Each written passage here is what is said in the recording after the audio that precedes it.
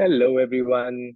Good morning, good afternoon, good evening, wherever you're joining from. We have Dr. Barbara Trudell joining from New Mexico, I believe. Dr. Barbara, would that be correct? Yes, that's right. It's very early in the morning here. Yes, and that's 5:45 Well, six. to 6 a.m. right now. Thank you very much. 6 a.m. would be the perfect time. But thank you, everyone, for joining in. We have a lot of people who registered, and please introduce yourself in the chat box if you can. It would be lovely to know who you are, where are you joining from, in which organization or university or any other association you want to share with us. It'll be really helpful to learn about that. But thank you for the 13th session on foundational learning of community. We welcome you all to the session on literacy, language, and foundational skills, and the subthematic area of navigating mother tongue based multilingual education. This has been a subject which we have conversed a lot in our community, very relevant. But we wanted to also bring in external voices into it. We had Spark present earlier. We had Gyan Shala from India present about their challenge on multilingual education earlier in these 13 sessions as well. And I think something which was resonating again and again is yes, mother tongue is important. Yes, home language is important, but how do you really navigate it? What is the social relevance of it? What is the political relevance of it? Is it only about the child? Is it only about the learning? Or is it much more than that? And I think Dr. Barbara Trudell does justice with that. She has a journey of over 4 decades. I will talk briefly about that. It's very, very exciting to have all of you. We're really grateful for your presence. We do record this session so that we can share it widely with those who are unable to attend. We encourage your undivided attention. If you have anything else switched on, any digital device, it's always helpful if you can put it on pause or keep it away. It will be really amazing because we've seen magic being created when you're completely and fully with us. Thank you. A bit about GSF. I believe you all are familiar with it. You're part of the community, but this is a collective community of 131 plus organizations from across 60 countries. And our vision is that all children can realize their potential through safe access to quality education. We do a lot of different kinds of communities of practice on child safeguarding, foundational learning, secondary education, and different elements of it. And the whole purpose is to create a space where connections can be built, peer learning can be nurtured, alignment on different terminologies, different areas, including mother tongue-based multilingual education can arrive. And while we learn from global literature or the knowledge widely available at different pockets, how can we contextualize that to our own context and unique learning context? So without further ado, wanted to introduce you to Dr. Barbara Trudell. She has lived and worked in the global south, as we sometimes call it, from 1982 to 2023. She has been in Peru, worked in sub-Saharan Africa, recently in South Africa, worked with different governments in Gambia and elsewhere, has focused on empowering indigenous and minoritized language communities to use their language for learning and communication. And she's worked with several organizations as well. So thank you very much, Dr. Barbara, for joining us today. Before I hand it over to you, I would like everyone who's in this room to please share a few things about yourself. What is your home language? Uh, how many languages are you familiar with? And in your journey of learning languages, did you find any language in particular being a hard one for you to learn? What was the reason? You can also unmute and share, but you can also put it on chat box. It will be really lovely to know who's exactly in the room. In the meanwhile, I'll hand it over to Dr. Barbara, who can put the slide deck on. But please do put your answers in the chat box to these three questions. What is your home language? How many languages are you familiar with? And which language have you struggled to learn and why? Thank you for joining. Well, thank you, Ajay. It's nice to be with you all. It's worth getting up early in the morning just to see your faces today. I wanted to here I am, yes. I want to share oh gosh, how do I share my screen? There we go.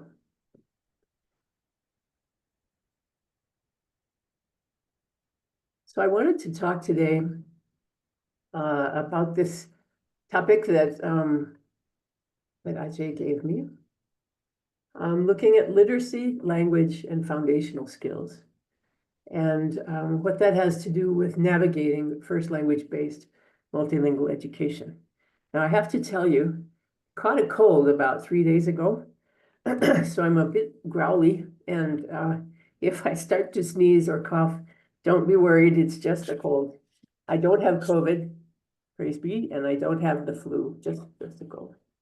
Anyway, so yeah, my background in these areas has been for some years, looking at beginning as a literacy specialist with SIL International in the highland communities of Peru, and then moving in 10 years after that, moving to Sub-Saharan Africa, where I served as the coordinator for literacy programming across the African continent among SIL literacy workers and their colleagues. So this has been a journey for me, and I met Angelina along that journey too, when I was getting my PhD at the University of Edinburgh. So it's a pleasure to join you now. I think first, maybe just being on the same page regarding what foundational skills are. So we know foundational learning has to do with the foundations of the child's education, foundations on which the child can build a whole life of learning. And the foundational skills that we talk about are specifically basic literacy, so reading and writing. We talk about numeracy in terms of basic mathematics skills. And we also talk about transferable skills or soft skills.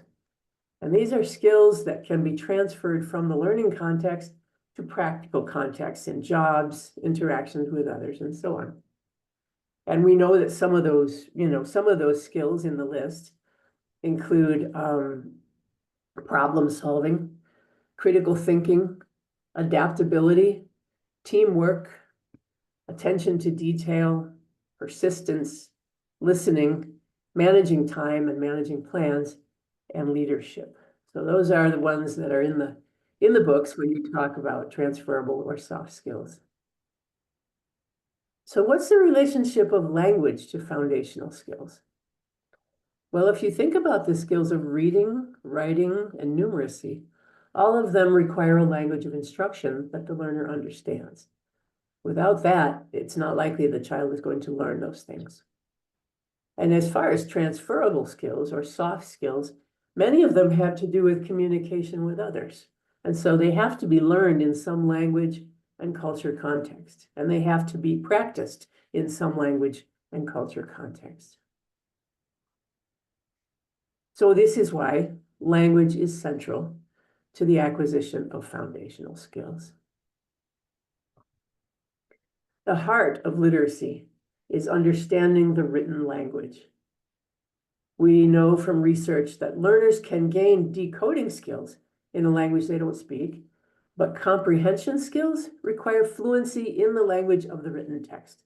So the child can do letter identification or syllable drills or whatever, the decoding ones, but to understand the text, they have to know the language the text is written in. And in fact, research shows that a reader has to understand between 95 and 98% of all the words in a written text in order to comprehend the text correctly. So every 100 words, they have to know at least 95 of those. And this is why strong first language reading skills alone, without oral second language fluency, don't lead to adequate second language reading skills. And looking at numeracy, well, people say, isn't mathematics kind of its own language? And I think there's a yes and a no to that question. Yes, in that written math symbols can communicate concepts without using another language. So if you see a 3 and you see a plus sign and you see a 3 and you see an equals, and you see 6, you know what that's saying. You don't need a spoken language to understand that. So these symbols are their own written language. But no, mathematics is not its own language, because the concepts of number and numerical applications that we know of in the global north, or in the kind of education that we get in formal schools, those aren't the same everywhere else in the world. So for example, number names. Now, if you see 10 plus 2, in my country, someone would say, oh, 10 plus 2, so the answer is 12, and this is how you spell it. That's how you say it, it's 12. But in Cameroon, you would say the answer is 10 plus 2. That's how you say 12. Or if you have number systems that are based on 5 rather than 10, as in Burkina Faso. So that what maybe in the global north they say, oh no, 20 is actually thought of as 4 5s. So it's not the same, really. Even, and this is a more practical example, the 8-day market weeks that you see in Cameroon rather than 7-day calendar weeks. So my friends in Cameroon, in the highlands, they had 8 days, and each different day was a different market, different town. And so they had little books, little calendars that had 8 days in every week.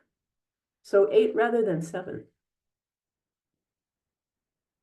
The other thing is that teaching mathematical concepts requires a language of instruction that is not mathematics. And this is why Etienne and Sapir have said the challenges of teaching mathematics in multilingual classrooms have mainly to do with the language of instruction. Now, thinking about language and transferable or soft skills, the accepted set of soft skills or transferable skills has been developed in the cultural and linguistic context of the global north. So when I was first reading the set of soft skills somewhere online, I think, I came up with the word grit. So apparently grit is a soft skill. And I thought, grit? What is this thing? So I had to look it up, and it means being tough. I thought, wow, that's very interesting. It doesn't look like a soft skill. It looks rather hard, actually, grit.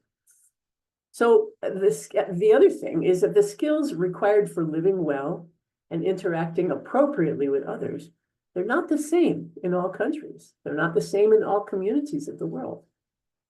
And so the skills that matter most in a certain community are most often clearly expressed in the language of that community. Who are we? What matters to us? What are the skills that allow us to live together well? And that is expressed in the language of that community.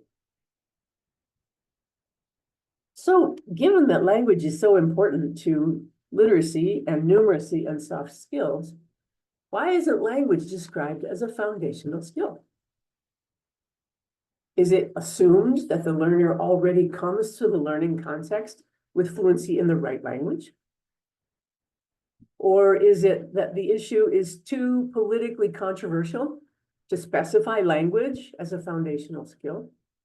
The people, the large funders, they know which are the skills that they want taught, and so those are now the foundational skills.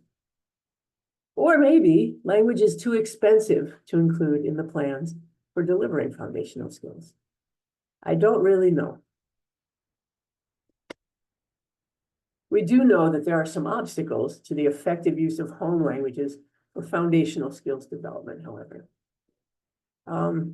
Language development is one of the fundamental ones. Because in some languages, there is a lack of technical math vocabulary if it's not been developed in that language. So for example, Mokibelo notes that teachers in Botswana reported that using Setswana language to teach mathematics was difficult due to the lack of math vocabulary in that language.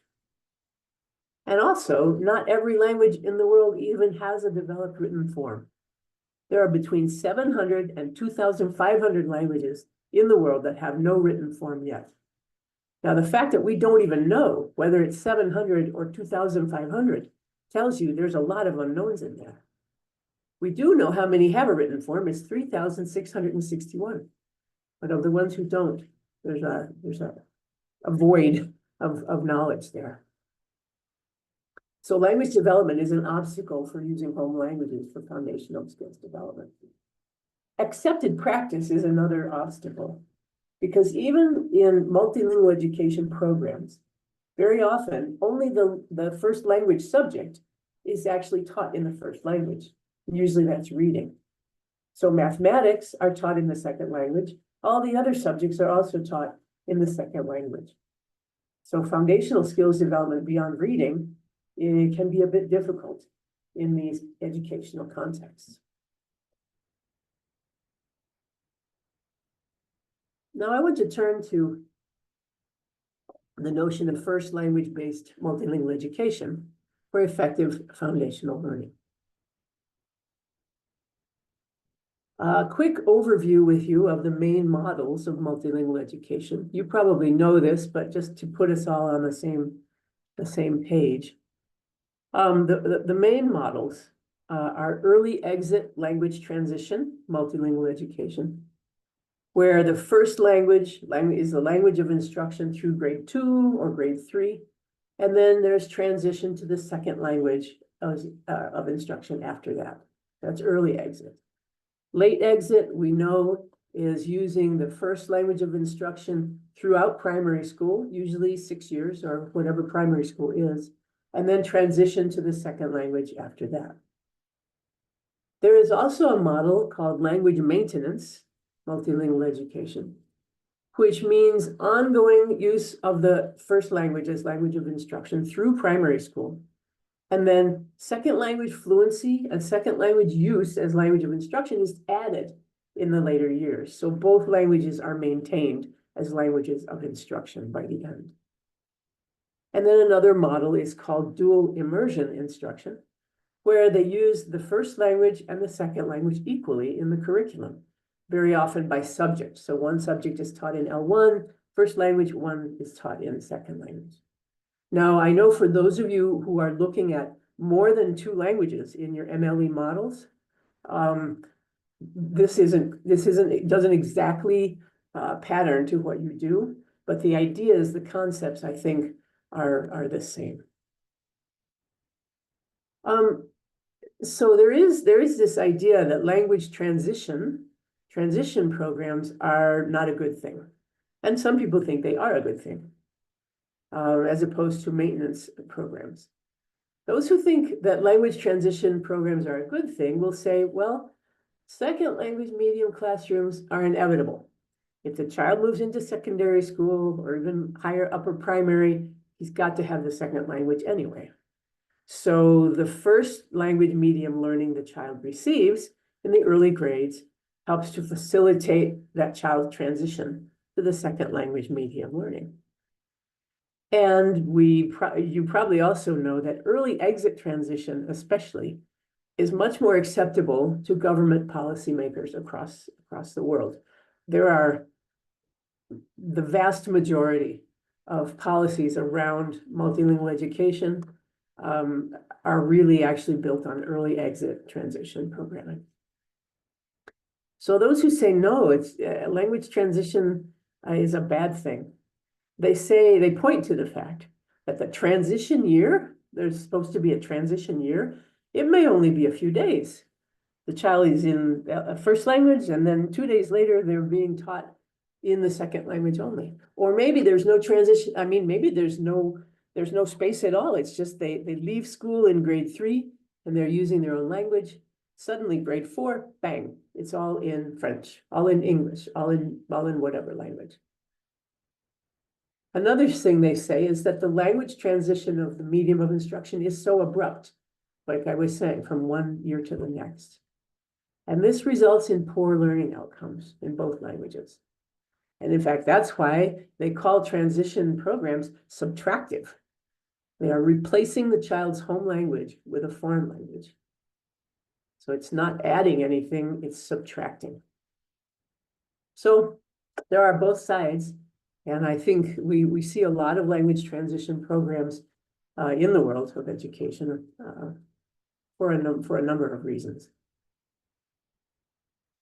The other thing I want to point out is that first language medium early grade reading programs are not multilingual education.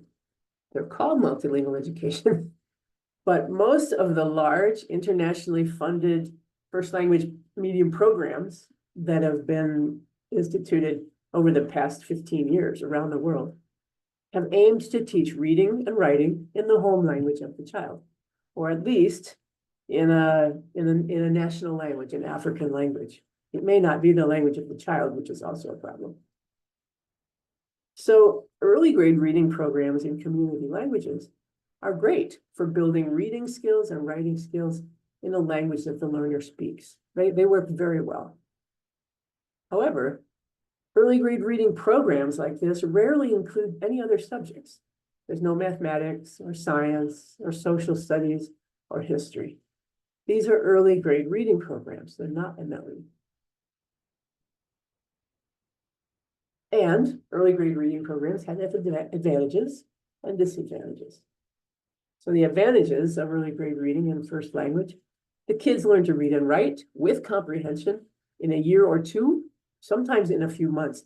Actually, how kids learn to read and write so quickly and so well it's just amazing to see, because everyone is accustomed to these children failing, and they learn reading and writing in their language so nicely. And that's why it's a good advocacy tool for parents and community members who don't believe that the first language even belongs in the formal learning context. You can say, yes, but look, my child can read now because it's in the language of his home. And sometimes, in some countries, the plan is to begin first language medium teaching across the curriculum, maybe begin with early grade reading and then expand it to other subjects. But the disadvantages, I would say, of the first language medium early grade reading program. Our experience is that it's not easy to sustain beyond experimental or pilot programs. We have many, many early grade reading programs around the world in first language that don't go more than 4 or 5 or 6 years due to education policy changes or cost issues. And the rest of the subjects, meanwhile, are still in the second language, which the kids still don't understand.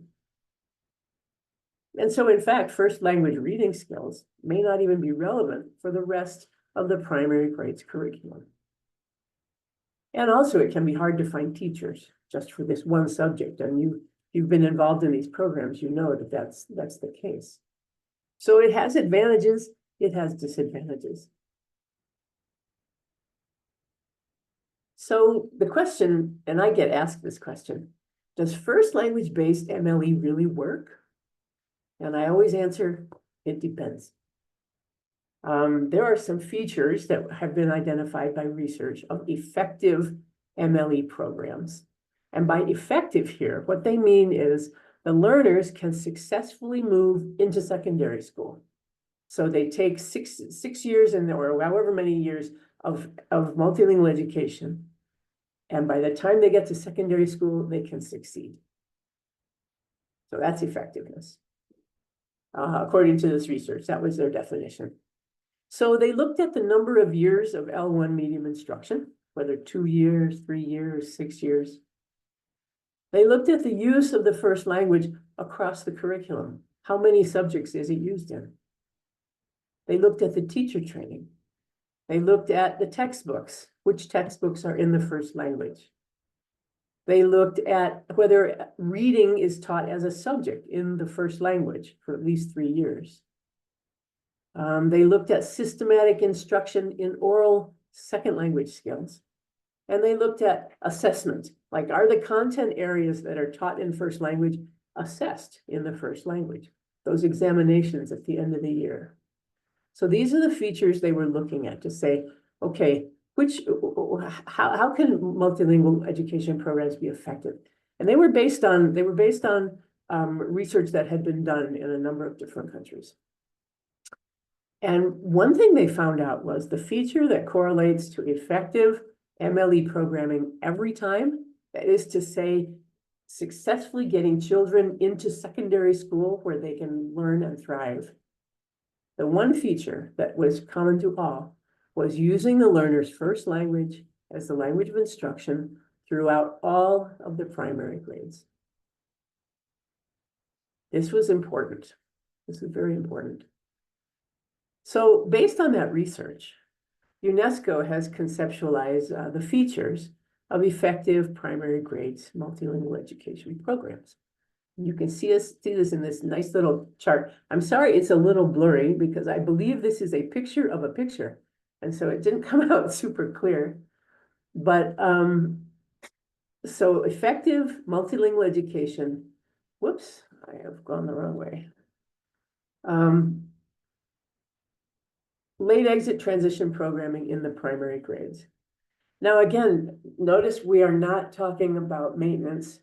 We're not talking about language maintenance or immersion, dual immersion. It's still on the track of transition, because I think the researchers understood that putting secondary education in the language of the community is very rare indeed. Very few cases that I know of where the L1, the language of the community, is used throughout first primary and secondary. So they're saying, and the governments, I mean, a lot of the governments aren't keen, and the funders don't pay for it either. So it's a hard thing to make happen. So they're focusing on transition, but on late exit transition programming in the primary grades. So the 6 things that they say you have to have, and forgive that little red thing, that was the computer did that for me, but first language, language of instruction across the curriculum from P1 through P6. Reading taught as a subject in the first language, at least from P1 through P3, maybe further if you have literature or language studies. Subject textbooks in the first language from P1 through P6. I mean, that there have to be subject textbooks is one thing, and that they should be in the first language. The 4th one has to do with the P6 being a full language transition year. So that by entering secondary school, the children have had a full year of transitioning from one language to the next, to the second language. The 5th thing, and this is really important, is strong curriculum-based second language learning, L2 language learning from P1 through P6. Remember that statistic or that fact I read where it said 95 to 98% of the text has to be understandable to the reader for them to understand the text. That's what this is after. You want the children, when they meet that science textbook in secondary school, to know the words. So the language learning is very important there. And that's P1 through P6. And then teachers who are fluent in the first language and the second language, who are able to read and write and teach in both languages. And the outcomes, UNESCO says, you will have fluent readers by P3. You will have the curriculum content from P1 through P6 will be mastered by the pupils. And there will be an adequate level of oral and written second language that has been acquired to allow the child to enter secondary school and complete it appropriately. All other things mediating the same, such as, the finances for school fees. So this is sort of the gold standard, or the thing that would be that UNESCO is saying this is what you should be aiming for in national programming. So we know there are challenges to multilingual education. There's political challenges, there are social challenges, there are pedagogical challenges.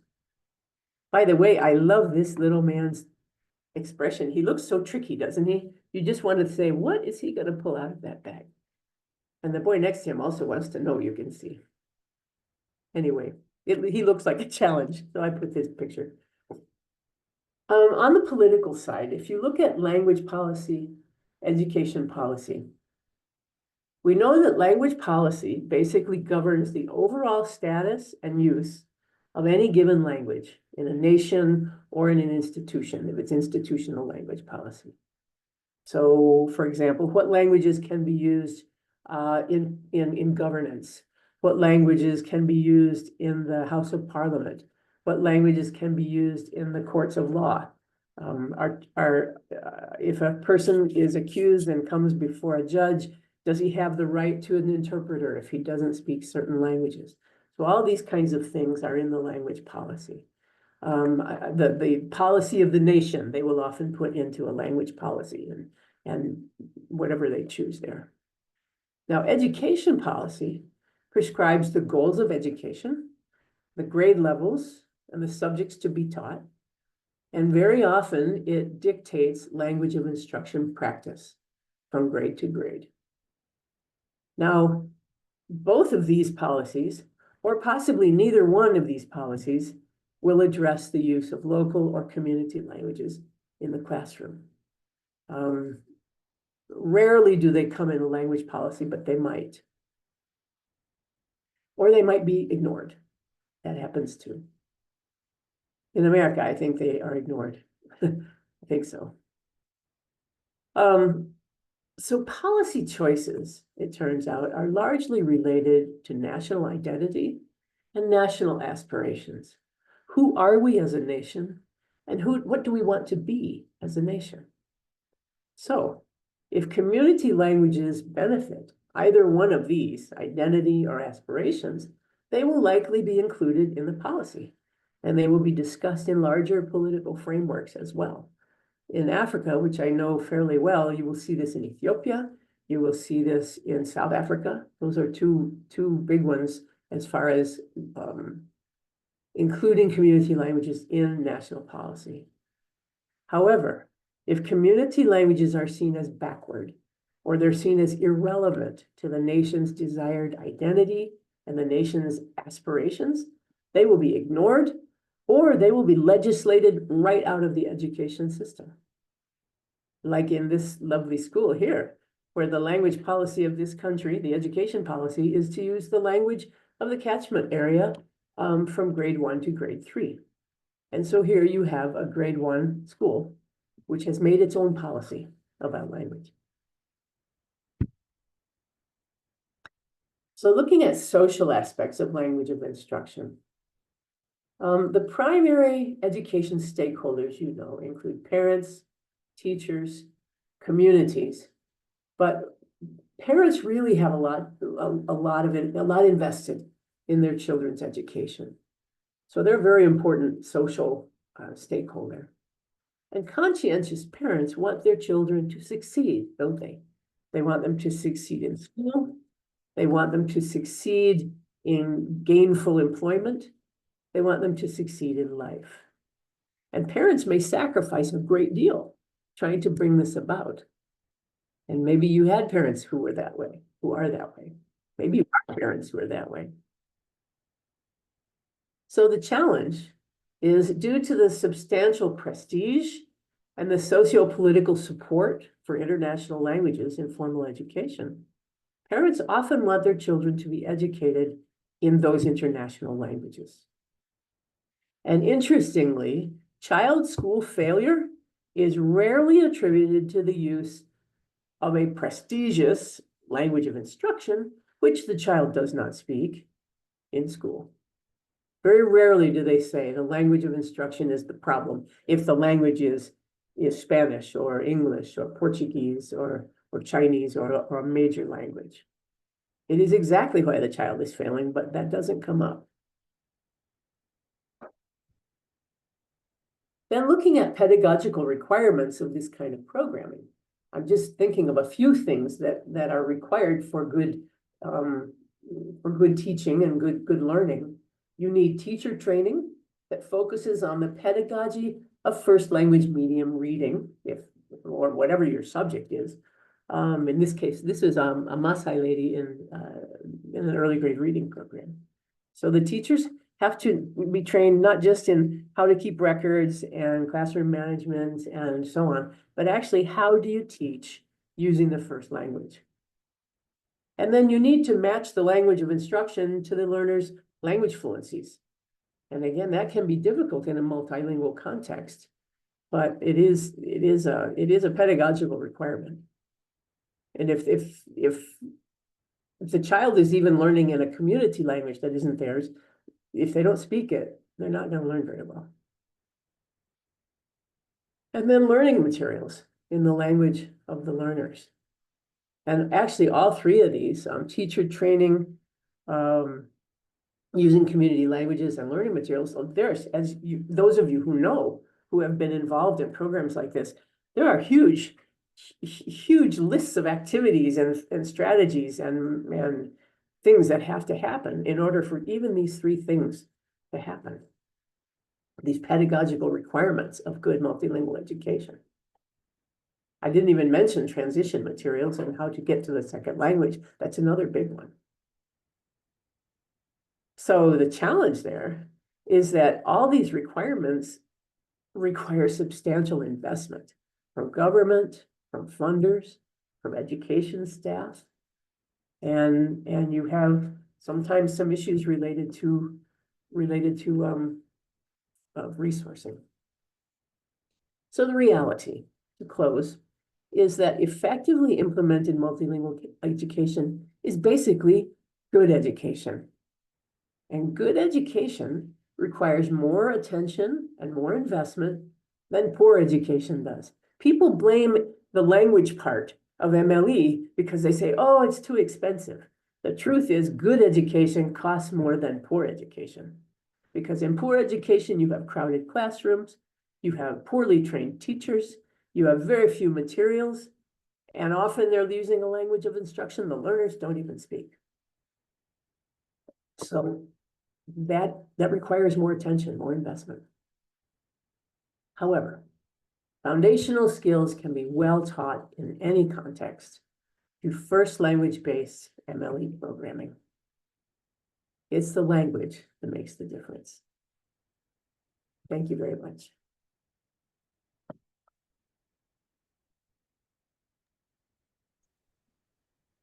Thank you so much, Dr. Barbara. I've got a separate messages that there are fans sitting in the room who are your fans.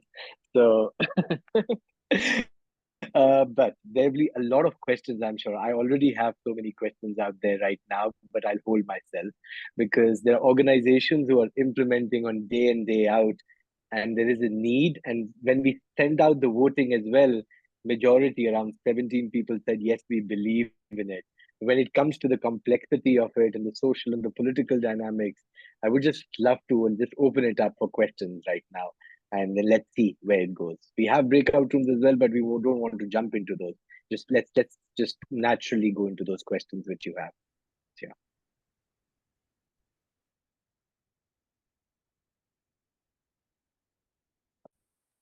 Please, Rusty.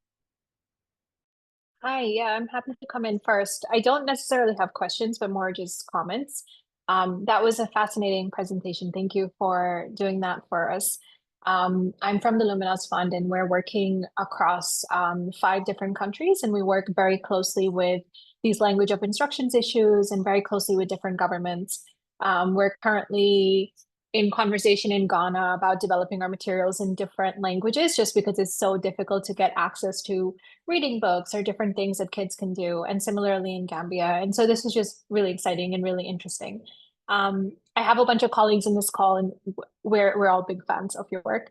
And they, I know, have been struggling as well with finding resources in different languages that we're operating in. So just wanted to say thanks.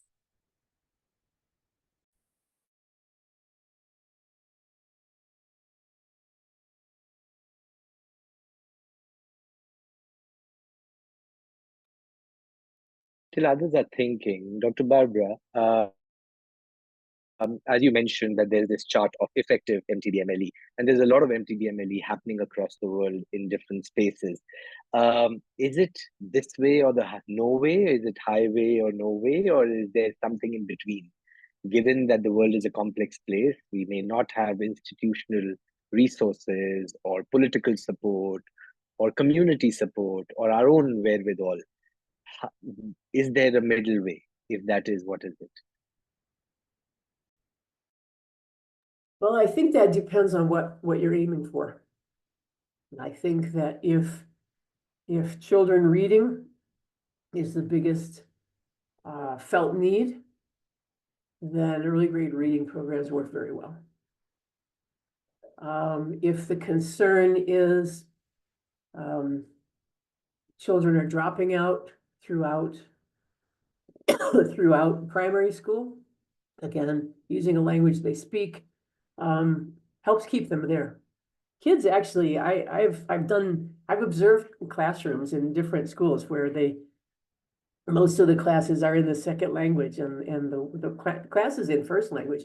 The kids get so excited, and usually they're just sitting there, you know, like waiting, hoping the teacher won't hit them with something for a bad answer. And they're teaching in L1 and the kids are excited and they're all raising their hands and they're talking because they actually understand what's coming at them from the teacher. They understand what's on the blackboard.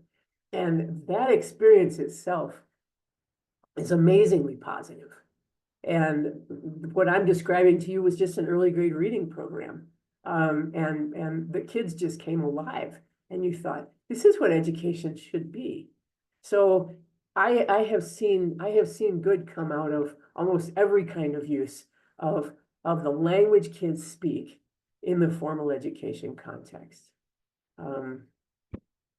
There's understanding is always better than not understanding. And I understand there's resource issues as well. You can imagine for UNESCO, they're trying to set the gold standard and they're trying to talk to government about what if you really want this to work, this is what you're going to do. But we also know that the large funders don't fund that for the most part. So middle way, I would say any time you use the first language to teach kids things in school, you're doing a good thing. Resourcing and other issues do get in the way.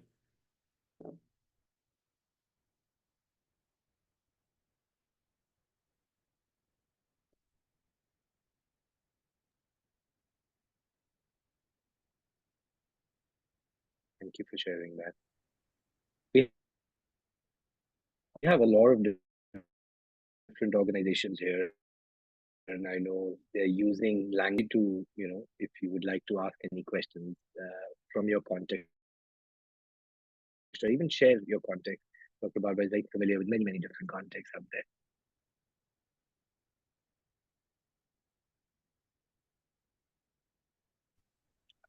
Hi there. Hi, my name is Caitlin. I'm also from the Luminos Fund. Thank you for a really fascinating presentation. I thought I would just share one of the experiences we're dealing with in Ethiopia, and any thoughts you have, I really welcome them. We're working in Konso in southern Ethiopia in an area where the language of instruction has actually been Amharic, which is not mother tongue. And the local government is now going through a process of transitioning to mother tongue instruction in Consigna. And so we're starting to incorporate Consigna into our lesson plans in preparation for them to transition back into government schools. One of the things we're encountering, though, is that teachers actually have never really learned to read in Consigna. It uses a different alphabet than Amharic, which uses the Fidel. And so at the same time as we're kind of getting ready to teach children, we're also now grappling with this issue of, we have to teach teachers how to read in a whole new alphabet again, even though they're all very familiar with the language itself spoken orally, but it being kind of codified into a written language is still quite a new process.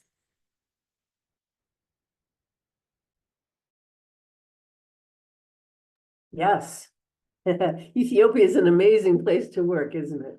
And of course, the policy that I think was put in place in the early 90s regarding using Ethiopian languages of instruction in early grades is they have a lot of languages. And as you notice, as you mentioned, they have two scripts.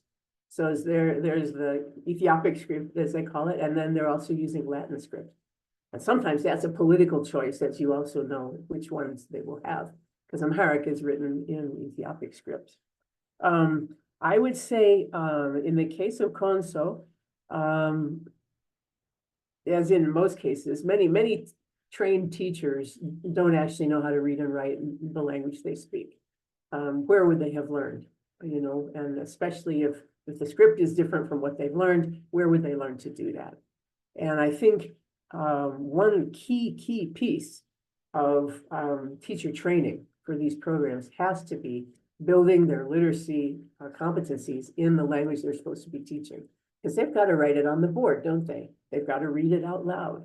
And if the teacher has a hard time reading the language, the kids don't have much chance of learning it either. So we always build in, you know, as much time as you can, 2 weeks if you can, of teacher training on learning to read and write in their own language, whatever language they're going to be teaching in, which is usually their own. Yeah, and I would have to say I'm so impressed that in Ethiopia, the commitment to permitting states to decide what languages their children will be learning in, it just keeps going. And in a world where policy change is unpredictable and often frequent, the ongoing commitment in Ethiopia to using languages in community is very impressive. Conso's in the south, yeah, or southeast? Yeah. Formerly So SNMPR, lots yeah. of languages down there. Yeah. So keep going, Caitlin. You're in the right direction, but no, they can't read and write their own language. Where would they have learned? You know, Yeah. so that's something that has to be taught. Very good. Dr. Barbara, we have 2 raise of hands, but we also have 1 question in the chat box before we go to them. Harriet has asked to understand more about the community, how community and parents have been successfully one round. That's, of course, a very common question. Sure. Which comes across because they have been sold aspirations to learn.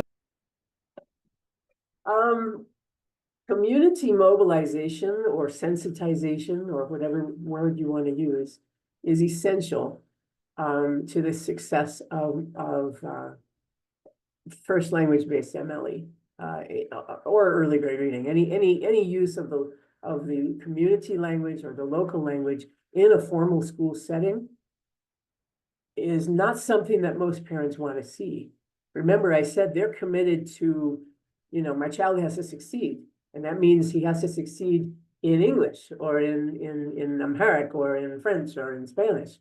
And what is my language doing in the class?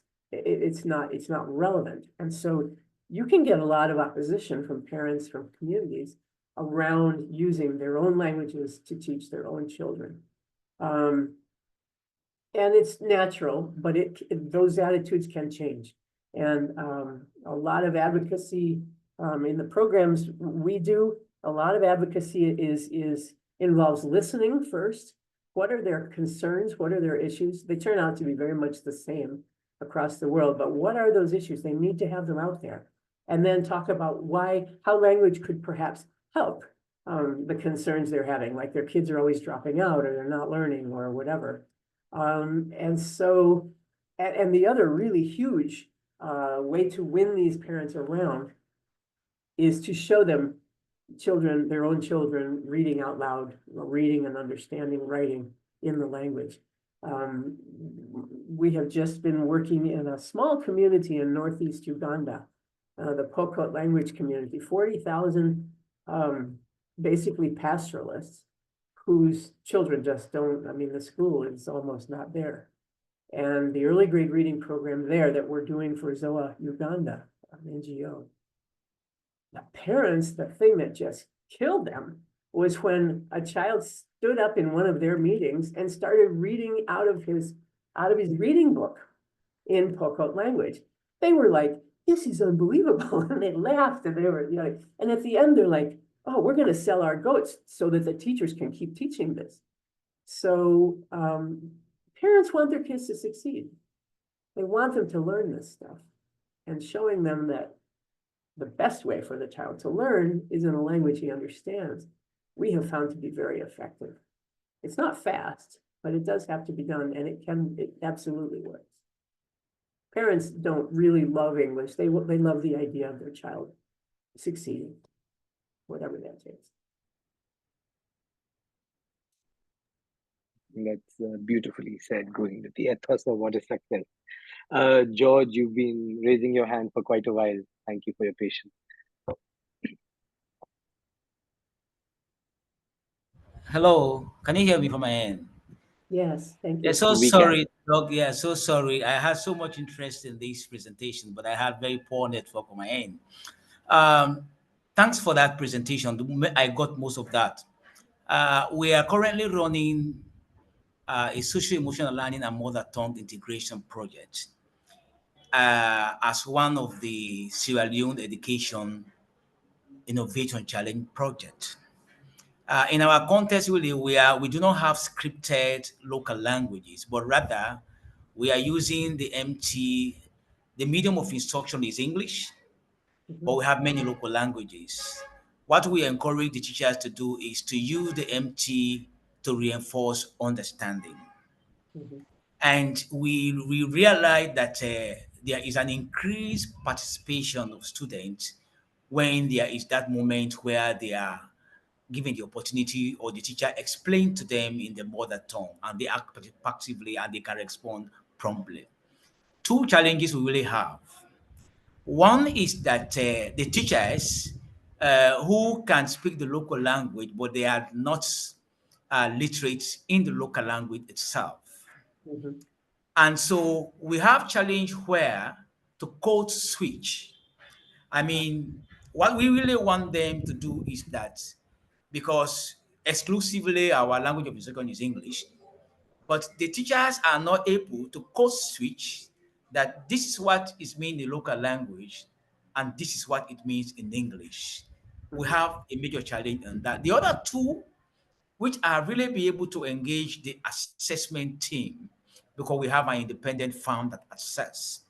Mm. I have done to early degree reading assessment for some time over the years, and I have direct experience with the children.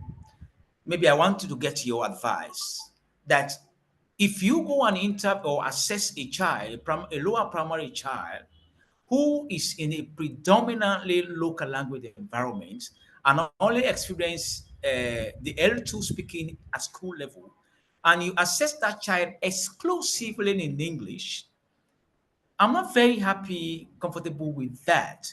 That the child is not given any opportunity. If you could, they were again that no, because English is a medium of instruction. So therefore, if you give the instruction to the child, and because they cannot understand, for me, I see it affects the performance.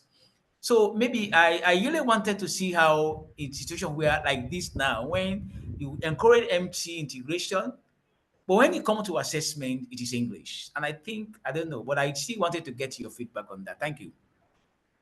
Thank you, George. Tell me, what country are you referring to? I'm from Sierra Leone. I'm Sierra Leone. Okay. Yeah, and Sierra Leone has a fairly strong English language policy, doesn't it? Sure. Yeah. Yeah, no, you're exactly right. You are describing the challenges of working on the ground, aren't you? The fact that teachers speak the local language, but they don't read it or write it. As one option, as I was referring earlier, teacher training in reading and writing the language they speak is a very common thing in MLE programming. And if they already read and write English, you can do what we call sort of transition literacy to reading and writing in their own language. And we find that that's a very successful, you say, okay, these are the letters and the sounds that are similar between English and your language. These are the letters and sounds that are different. And then lots of practice and so on. And they pick it up without very much trouble because they understand everything in their own language. So that's one approach, I think. Code switching is good for helping children understand concepts and the lesson content. What it's not good for is helping them succeed on the exam. As you pointed out, if the exam is in English and the child has been taught through code switching, they know very well the concepts, but they can't express them in English. And so it is a very common thing. I know I did some research in Nigeria as well, and all the teachers there code switch extensively, like up to maybe every minute or two, they're going from one language to the other. And the linguists and the educators say, oh, you can't code switch, you have to use, English or what? And they say, but the kids don't understand it. What am I supposed to do? And so for learning content, code switching is not bad. But when it comes to exam time, if the child's knowledge is all only in their own language, they're going to have a problem. So code switching is a challenge. And as for assessment, yeah, that's part of the formal education system, isn't it? Assessment comes in the recognized language of instruction. Even in places where multilingual education is actively practiced, assessment very often ends up being in the international language, and that's a big problem. And yet, if you're looking at league tables, if you're looking at rankings of schools in the nation or rankings of schools nationally in the world, exam results are how you do that. And I think that's why one of the 6 things UNESCO is saying is, look, if they have to be assessed in the language they're taught in. The language they're taught in is the language to assess them in. And if you know they can't learn this stuff without using their own language, you have to assess them in that same language. It doesn't make sense otherwise. So you're exactly right, George. Those are serious issues. And some of them can be met with policy. Some can be met with actually practice. The teacher training to write their own language is being one of those. But I can tell, George, you're right in the middle of it. That's the reality we live in.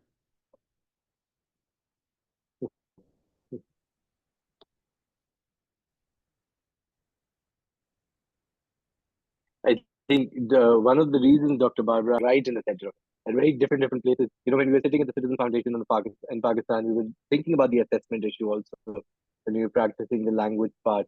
And we were like, if at the end of the session you give a feedback form in French or Spanish, does it make sense? Right? Like even to an adult audience, do you surprise them with their 4th language or whatever? So I think it just comes across as a very different. There is a question. Henry had raised his hand for quite a while. Henry has also appreciated about the transitional literacy approach. So Henry, would you like to ask your question as well? Yeah, thank you. It was like George was reading my notes here, the questions I was going to ask. George, I don't know that you're saying them, but I was also going to just air out my views on the assessment. So building tomorrow, Uganda, we are delivering a foundational literacy and numeracy program called Roots to Rise, inspired by Tarl. I know many colleagues might know Tarl. So one issue that has been lingering for some time in our program is on the assessments. Children, many of them, many people say should actually learn in their familiar language, which is the local language, and that is important. So that's when we also took up the approach of L2F2, which is learning, language learning from familiar to formal. Even the classes of from P1 to P5, we get to give them this whole approach where we begin lessons with we begin with a familiar language. A 60 minutes lesson takes 20 minutes familiar language, 20 minutes of blended approach, and then 20 minutes of only the formal language. So the other thing was on the question they had was, can't you at least change the assessment tools to also be in the local language? And we said, the exams that children also sit in those particular classes are also in English. So that's where I want to match the assessments and make sure that we assess in English, because even the classes that they are in, they'll be assessed in English to maintain that. And maybe I can come up with a strong statement right from this meeting to back up my statement here. Like I was in on the meeting here, and actually, yeah, this is what we talked about. Like, should keep on with this. The other one I was going to ask about was whether code switching is bad or good, but George had also asked that similar question. Yeah, thank you. Thank you. Thank Henry, you. yeah. I think, yeah, code switching is inevitable if you have a teacher who really wants to teach their children. You have a teacher that wants to convey the information. And if they speak the same language as the child, of course, they're going to move to the language everyone speaks. And the fact of code switching tells you that using a language kids don't speak is just wrong. It doesn't work. The teachers know that. And maybe they won't say they code switch. Very often, again, it's like, no, we use French, we use English. But they're code switching the whole time, because who can try to teach children who just look at you blankly? When you know if you use their own language, they would understand everything you say. And I think actually when we talk about code switching, we also talk about translanguaging, which is a different approach, which is an intentional use of both languages in the learning process, and is based on the notion of the language competencies that the child holds, and how can you move them towards second language, which their schooling is going to do for them anyway, and do it in a programmed way, using the language they speak to help them understand in the language that they have not learned to speak very well yet, or to understand very well. But code switching, it's a sociolinguistic, as you know, it's a sociolinguistic practice. If you want the guy over there to understand what you're saying, you switch to the language he speaks. It makes all the sense in the world. And teachers are very sensible people. So that's, I think, why you get it. And assessment is exactly where you get the problem. Now, if your program, or if anyone is willing to take assessment data in language that children speak, or the alternative is spend some serious time in focused, child-centered second language learning. Because if the child is going to need, in Uganda, going to need English at some point anyway, have some good, strong second language learning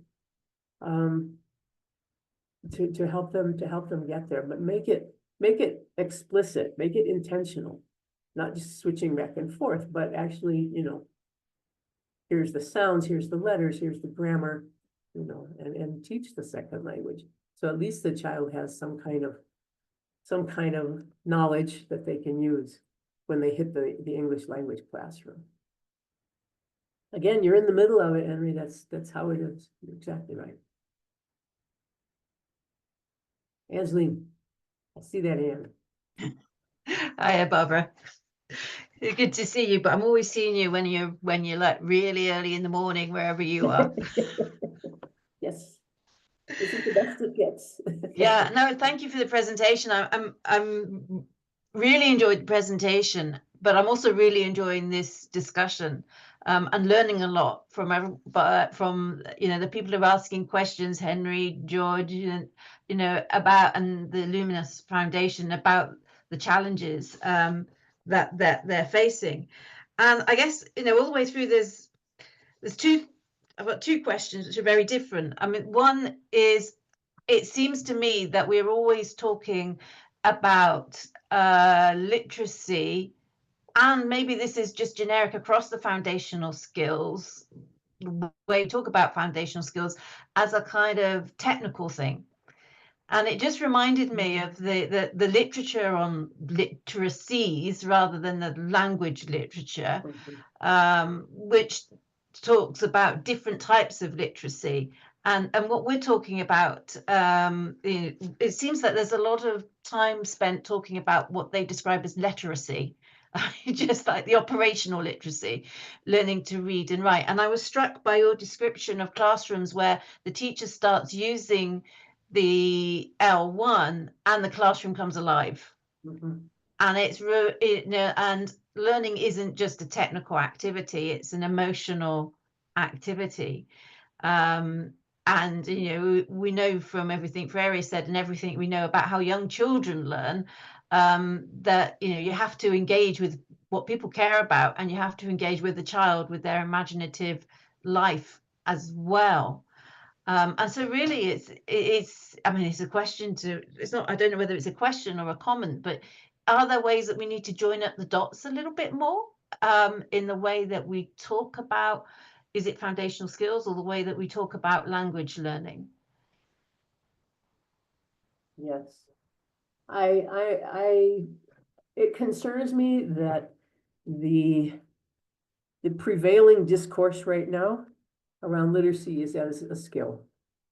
There is no reference to curriculum, and there is no reference to the breadth of possibility around reading and writing in one's own language.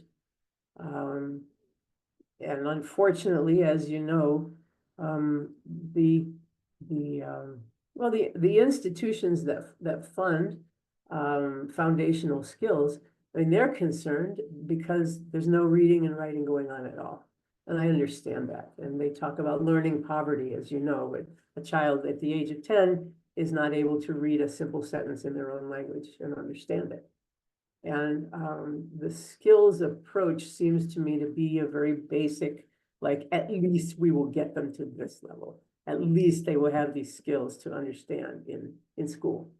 I think the more emotionally satisfying aspect of reading and writing is not addressed there. I think that the scale of the problem is probably why.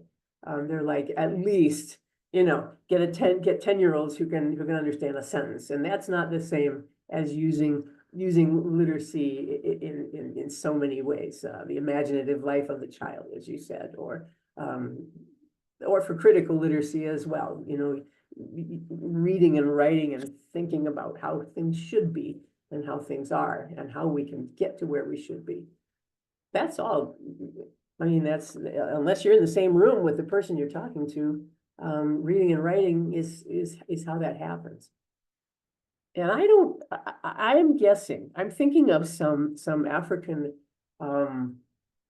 academics I know who are amazing at what they do. A lot of them teach in the UK or France, not all. And one of them told me, he's from Ghana, and he said, you know, every good idea I have, I think it up in my own language, and then I move it into English. I said, wow. So there is a lot lost, but I think the challenge for those who are promoting foundational skills is that even those skills are not present in the communities, in the children that they're looking at in school.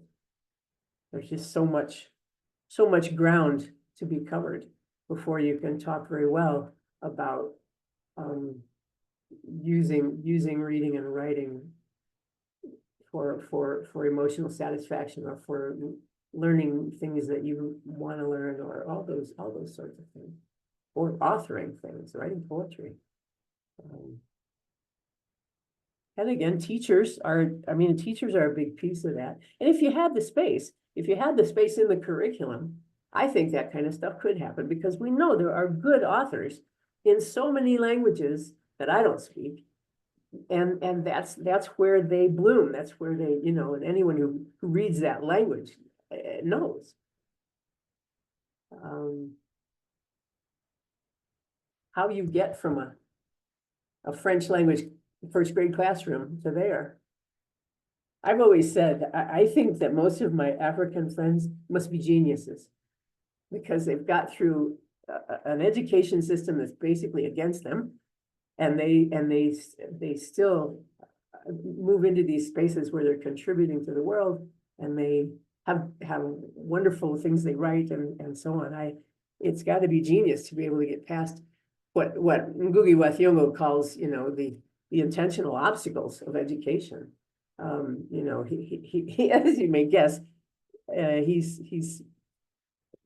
says it's a crime. It's a crime what we do to our children in schools around language. So we can describe the problem pretty well. I think maybe finding solutions has to start small and spread. I think national level programs probably won't ever do it. But that's just me. You probably have better ideas than that, as we. I always appreciate whenever I speak to you, Dr. Barbara, it converts into a drawing room conversation, and now we have 16 people listening to it, and the recording will go wide. So it's a better one. And we're very fortunate to have Dr. Angeline with us as well. On 20th November, I will be putting out the post soon. Dr. Angeline will be leading another session, which is a good continuation to this conversation also, because her research and her, I don't want to disclose a lot right now, but we'll go into the secondary part also. And if you have a secondary education system which has not been built up on primary years in the language which is familiar, what challenges do you experience? And if you have to at that time come to an academic academic literacy of science and maths, but it cannot happen if your bridge of familiar language has not been really done. How do you do that? What have you learned? So there's a lot what we'll try to unfold over there as well. But I don't want to jump the gun right now. We still have 15 minutes. We have a good question from Sabarish as well. But can we have a good picture of this drawing room conversation before we move ahead? And before you all have to drop out as well. So let me just, it would be really nice. I have background which says smile for the camera, but let me not show that slide deck. Let me count from 5 to 1, and you all can show your beautiful faces and we can have a picture together. Oh, I think I don't need to count from 5 to 1. I think it'll just be 3 to 1. So 3, 2, and 1. Perfect. Great. Sabrish, do you want to share your question? This is a very relevant question in the context of scaling as well, Dr. Barbara, because we often talk about, quick solution scaling as well, but also language has come up. So Sabrish, maybe do you want to raise that question yourself? Happy to otherwise, share it. Yeah, happy to. Thanks a lot for the great presentation and the resources. Really love the conversation as well. So I think my question is more around the adoption of so dual language textbooks are something seen pretty commonly in government schools in few states in India. Although I don't quite yet know the effectiveness of such textbooks being used in classroom setting. For context, we're thinking of few pilots as well with to create teaching learning materials for teachers and students in the state of Tamil Nadu in India. And I think what we are unsure of is it's easier for us to create content in English, just translate it into the local language. But from this whole presentation, it's been clear that that's probably not the right approach. But just wanted to get insights on what do you think around dual language books, for example? Yeah. Tell me what grades are they being used in? So it's it's essentially foundational learning to grade 1 to 5 per se. Okay. And what language are they being taught to read in? Sorry? What language, the goal of these textbooks is reading in which language? So one side is the local language and the right side is English. Okay, so you're teaching them to read in 2 languages at one time. Right. So the textbooks have 2 languages in the same text. Yeah. Can you tell me Dr. Barbara, I can also echo. Sorry, I can also echo with that, because even in Pakistan, we have many institutions have done bilingual with, let's say, 2 local languages, and especially for story readings. But then what Sabarish is talking about for language literacy learning also, that's a very common practice. Okay. Yeah, I think dual language textbooks can be good, depending on the subject. And dual language storybooks are good too. So wherever you have content, and you're trying to cater for people who read more than one language or who speak more than one language, or I suppose also as a pedagogical tool. I think teaching reading in 2 languages at once is a little tricky, honestly. Reading is a linguistic exercise as much as anything else. And as we know, the 5 components of reading that are so famous, and one of them is being aware of the phonemes, the sounds of the language. One is connecting the sound with a a picture, something written. So a letter or so, a syllable. And those ones, they're unique to each language, aren't they? So maybe between both languages, maybe the vowels all look the same and sound the same. But unless the two languages are quite similar linguistically, I think you will get quite a bit of variation, won't you, in terms of vowel sounds, in terms of vowel qualities, in terms of letter consonant length, or whatever things whatever features may happen to be in one language or another. I would have thought that would be a pretty big cognitive load, a big load for the child to learn two fairly different orthographies, writing systems, alphabets even, because then you also have the issue of whether the orthography, whether the writing system actually reflects the realities of the language, and very often they don't, as you know. So what you're describing sounds hard to me.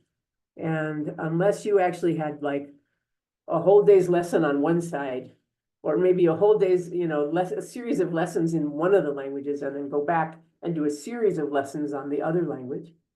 And are these children bilingual? Are they bilingual in both languages? I think most government school kids are predominantly the local language is the more common language.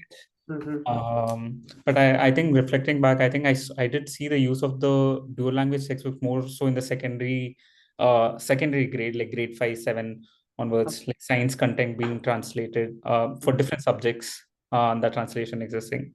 But I don't think necessarily for the for learning the language itself or something that came up in primary grades. Yeah. I think for some subjects, you could do that, especially in the higher grades. And I know some of the work that Angelina and colleagues have done in terms of language supportive pedagogy in some countries in Africa, where you bring along the language the child really understands to help them understand the text that they're not so certain about. But just extrapolating for teacher training per se, the teacher manuals and things like that, they have to be similarly designed such that they don't get confused between what their language, right? That's what I'm inferring from this. Yeah, very often. I mean, you find your teachers, especially if they've been trained, if they have high school education or more, they're probably fluent in the second language, and they can probably read it and write it if it's the language of schooling. So having a teacher's manual in the international language or in the large language, we have found that works pretty well. Only they need to know, like if you put in indications, here's what you say to the child, don't put that in the international language, because they'll just read it to the child and it won't be the right language. So very often we put the community language in what the teacher says to the child, and you write it in the community language that the teacher is supposed to say. And that makes it easier for them.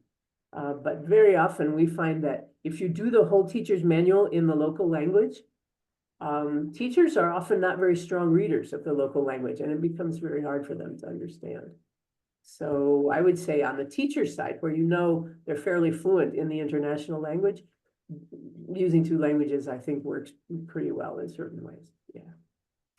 I don't know if that helps you, Sabrish, but that's what I was thinking. It does. It's just that the teachers themselves are this product of the same system. So oftentimes, like in the context of Tamil Nadu, like they're not as strong in English.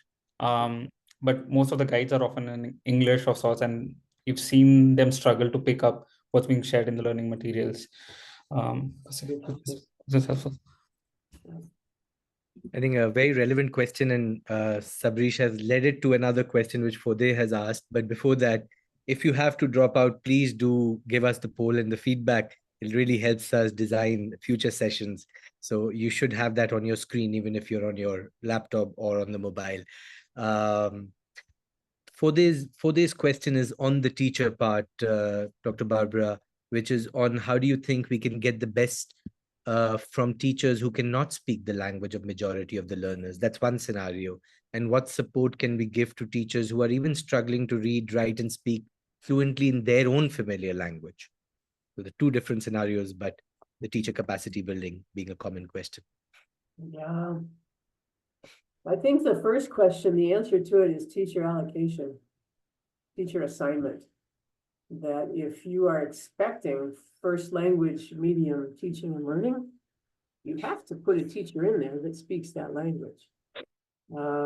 I have seen in some cases where teacher training institutions or universities require teachers to have more than one language. I mean, more their own language plus English and learn another language of the country, so that they can function in classrooms that are not necessarily in their home area. I think,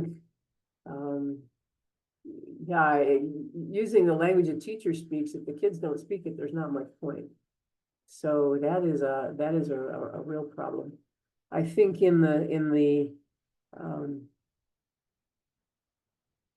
there are, like I was saying before, there are models, and it's a really good idea to make sure that teachers can read and write whatever language they're supposed to be teaching in. Make sure they can read and write before you make them go into the classroom. Read and write in that language. But if they don't speak the language, you're kind of stuck. Now, we have seen in some areas, one way to help the kids is to have a teacher, a teacher assistant or someone who does speak the language to translate for the kids. Maybe a parent or someone from the community, and that's done sometimes. But if the teacher does not speak the language of the children, there's not a lot of options, really, and it's really something that you don't want to see if you can help it. So teacher allocation is a very big issue. Certainly, it's a big issue in MLE pilot programs and that sort of thing, making sure the teacher is matched with the language that they're fluent in. And then, as I say, if they speak the language and they already read and write English, reading and writing their language can be learned without a lot of trouble. Yeah, that's what I would say. And again, teacher allocation and teacher assignment and all that, that's a policy and institutional commitment issue. If policy is going to be implemented, this is what has to happen. One of those hard things. And I think if you can possibly recruit teachers from the communities, that's by far the best. But that's often difficult to do. I think that's also one of the most fascinatingly challenging or complex when we talk about language and language dialogue, because it's not about input within a school system. It's about a historical context, current political context, aspirational economic context, and everything else in between. Tremendously socio-emotional in that aspect as well. But thank you so much. I know that Ilani has a last comment. Ilani, if that's a question, would you want to raise it? We have a few minutes, 3 minutes, and then we can take that up. Thank you so much. It has been on my mind the whole time, and now it was like the perfect moment to come in. So I work for Impact Network in Zambia, and our national curriculum framework in Zambia will transition into English as the instructional language. So now we provide curriculum and lessons from ECE to grade 4 in Chinyanja in the Eastern Province. And then from grade 5 onwards, it's English. And assessments are also aligned with that language. But now there's an upcoming transition, and we're really thinking about how we can support our teachers in the best way possible, and learners, but mostly at this point our teachers, because they don't have the confidence right now to teach every subject in English from grade 1 and ECE onwards. Yeah, that policy change in Zambia was it was a surprise to me, but maybe it shouldn't have been, because Zambia has what, 40 something languages, is that right? 75 plus even, but instructional, I think it's 8. So in different districts, you have provinces, you have 8. Many anyway. There 7. I know that 7 had been chosen for the language policy, for the education policy, and yet there was so many people who didn't want their kids to learn in any of the 7, or who didn't speak any of the 7. And I think this move back to English was sort of an attempt to level the playing field so that no one would understand what was going on. And at least, well, not only that, that's not fair, but the goal of English is strong with parents anyway, so it's not too surprising. I had understood that there will be that there would be language development and reading and writing and so on in the local languages also is being promoted with this policy, along with English being the instructional language overall. Is that the case, or is that not happening? That is the case still. Yes. So the local language will also be taught. Yes. Yeah. So what the trick there is that whatever is being, if the kids are learning to read and write in their local language, that the transition be very intentional so that they can also, and that you have second language learning. So you could start with if they're allowing the local language to be used as language of instruction for reading and writing in the early grades, and then start with a strong second language instruction program from early as well. Oral, starting with oral, and once they can read, you go into written. And then at least they will have some tools in English to start learning in English. And I would say do the same with the teachers. Make sure they're literate in a language they speak, and then give them strong second language acquisition materials and training, so that the whole, the teachers and then the students can move that way into a fluency, enough adequate fluency anyway in English to be able to learn in the other subjects.